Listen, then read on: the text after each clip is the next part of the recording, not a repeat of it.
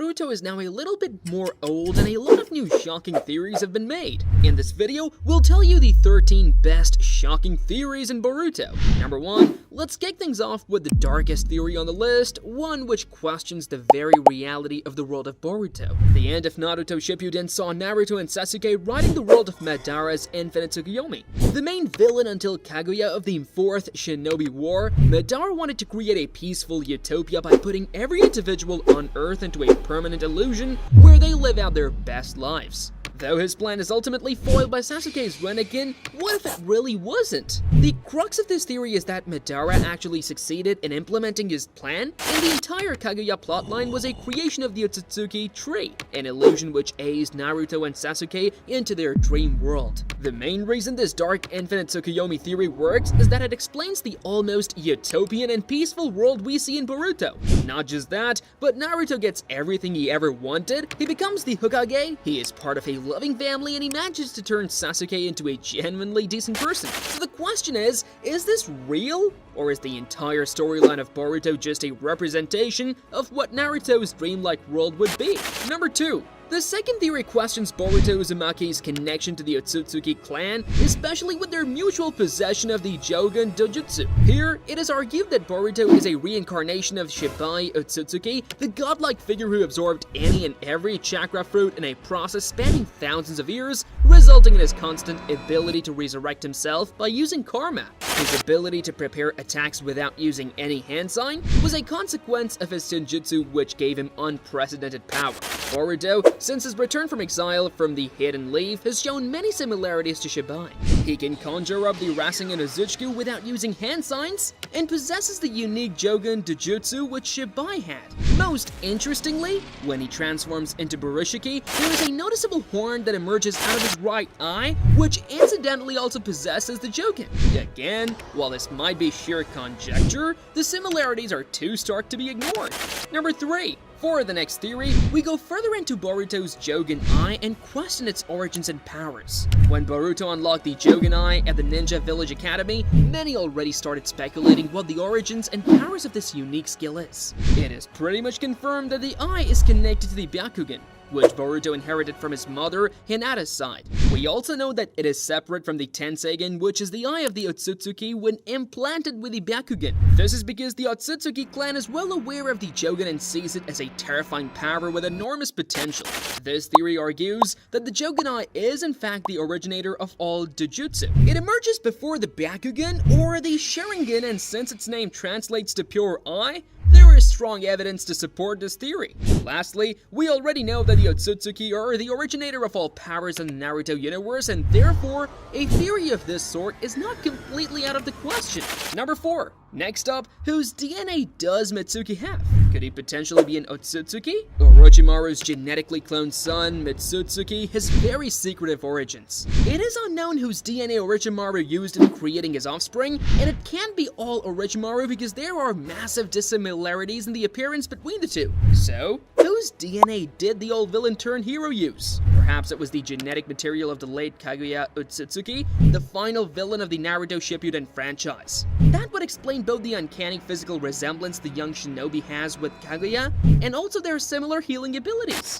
Number 5. Going back to recent events, we're going to look at how important Sasuke Uchiha is going to be in the lead-up to the time skip arc. The Boruto series is currently at a climax in the storyline involving our titular protagonist and Kawaki. As of right now, Aida has reworked reality to reverse the two's identity, making it so that it was actually Boruto who's responsible for the disappearance of Naruto and Hinata. In this context of intense animosity and confusion, Sasuke Uchiha might be the key to Boruto putting things back in order. This theory posits that Sasuke might use the Izanagi on the entirety of the Hidden Leaf Village to rewrite the illusion and expose the truth of all these events. Of course, this would involve Sasuke himself escaping Aida's spell, which leads us into our next theory. Number 6. Following up on the previous theory, this one is going to look at just how Sasuke Uchiha might be able to break out of Aida's village-wide reworking of reality. Alright, so Boruto is about to enter a time skip arc, which is pretty much confirmed by the fact that the series starts with a very mature Boruto and Kawaki facing off. With the recent events of Ada and Kawaki ostracizing the 7th Hokage's son for the disappearance of Naruto and Hinata, this is the perfect opportunity for the time skip. Throughout the series, Sasuke has served as a mentor to Boruto, even gifting him his slashed leaf village headband as an acknowledgement of Boruto's strength. Therefore, it is highly likely that Sasuke will be one of the first few to discover the reality behind Ada's lie. This can be either because his daughter Sarada is still firmly rooted in reality, or because Boruto's headband would help settle Sasuke back to reality. Number 7. This next theory is a very famous one, and it involves the fate of Naruto Uzumaki. Ever since the Boruto series started with a mature Kawaki and Boruto facing each other off on top of an annihilated Hidden Leaf village, fans were speculating the fate of their beloved Naruto. This was especially because of Kawaki's words, "I'll send you to where I sent the 7th." Throughout the course of Boruto's story, we are confronted with a free-spirited and impatient protagonist with a love-hate relationship towards his ever-busy father. So, what has happened in the future that makes Boruto so stoic and patient when confronted with Kawaki? Perhaps something like the death of one's father is enough to cause such a dramatic change in one's character? Number 8. For our 8th theory, is Amado actually the main village of Boruto? Amado has had an incredibly complex trajectory throughout the course of Boruto, starting off as Kara's notorious chief scientist, and then betraying Ishiki by defecting to Konoha and aiding in his defeat. What are his goals and what exactly is the deal with his obsession towards Kawaki? Amado has his eyes set on Kawaki, as evident from his unusually protective nature with the boy, who has now been freed from his karma. Amado, when alone with people like Koji, continues to say very suspicious things like the world will kneel before Kara, or that the work can be continued in Konoha.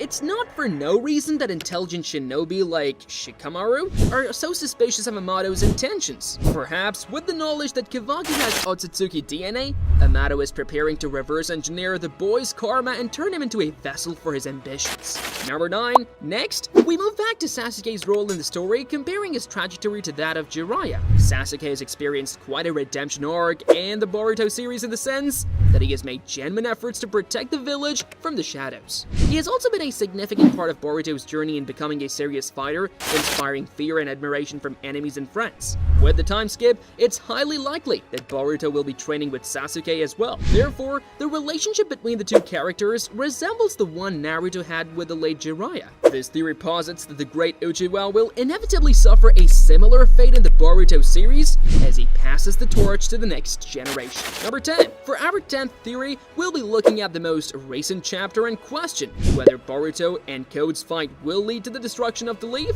The most recent Boruto chapter saw the protagonist coming back to the leaf to protect Sarada from Code's mighty onslaught. Both characters, in fact all the shinobi of the leaf, have experienced an upsurge in their strengths, and therefore any potential battle will have tremendous ramifications for the hidden leaf itself. Since Kawaki and the rest of the shinobi currently hate Boruto and are looking to destroy him in revenge for Naruto's apparent death, there is also the possibility of a 3-way fight between Boruto, Code, and the Leaf Shinobi. Whatever the consequences of such a battle may be, it would be quite disastrous for the village as a whole, and might explain the annihilation we see in the start of the series. Number 11. Next up, we're going on a bit of a limb. Is Kawaki in fact a reincarnation of the late great Madara Uchiwa? You're probably thinking, wow, this video is running out of actual theories at this point. Well, yes, this is a very far-fetched proposition, but it also is incredibly consistent with the Naruto franchise's themes and Madara's character. Naruto dealt a lot with reincarnations. For example, with Naruto and Sasuke being reincarnations of Indra and Asura. Madara Uchiwa was a master of reincarnations, essentially starting an entire global war rooted in that idea. So, what's to say that his unpopular death at the hands of Black Zetsu is the end for this incredible villain? Madara is a man who wanted to establish global peace through chaos and war. Kawaki, as we have seen throughout the series, is obsessed with the idea of peace, but is also very increasingly disillusioned with the state of things. Who is to say that Madara resides either directly or indirectly in the soul of this young boy? Number 12. For our 12th edition, we'll question how Sarada will spearhead the movement to reform the shinobi world. Sarada Uchiwa wants to become Hokage and is therefore an individual with a heart for social responsibility. She is also, alongside people like Kawaki, painfully aware of the corruption that is seeping into the shinobi system. The theory suggests that in the second part of the story, we will see Sarada form a reform-minded organization, Akatsuki minus the terrorism, which will aim to tackle the corruption of the shinobi world.